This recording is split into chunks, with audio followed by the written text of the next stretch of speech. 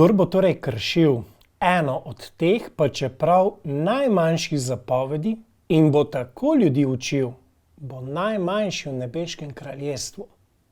Kdor pa jih bo izpolnjeval in učil, ta bo velik v nebeškem kraljestvu.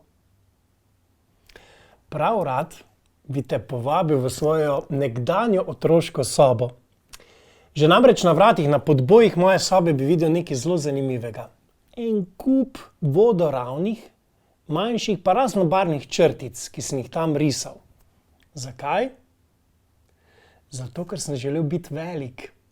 Ker sem gledal svojega očeta, svojega očka, ki je bil večji seveda od mene, za mene takrat velikan.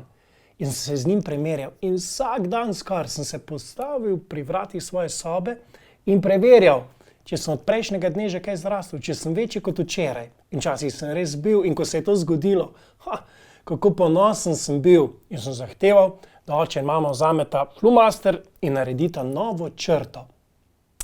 Ja, vsi hrepenimo potem, da bi bili veliki. Lepo je biti velik, ampak je tudi velika odgovornost. Si ti večji že od koga? Si večji od kakega svojega brata, sestrice, sorodnika, prijatelja, sošolca? Potem pomeni, da drugi lahko tudi tebe opazijo, da te vidijo.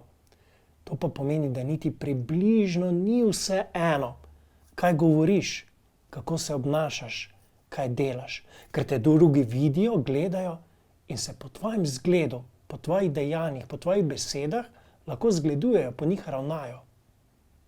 Zato bodi tudi ti torej velikan, bodi velik. Zgleduj se po velikih ljudeh, kot so svetniki in svetnice, in poskušaj jim postati čim bolj podoben, da bi se tudi drugi lahko zgledovali po tebi.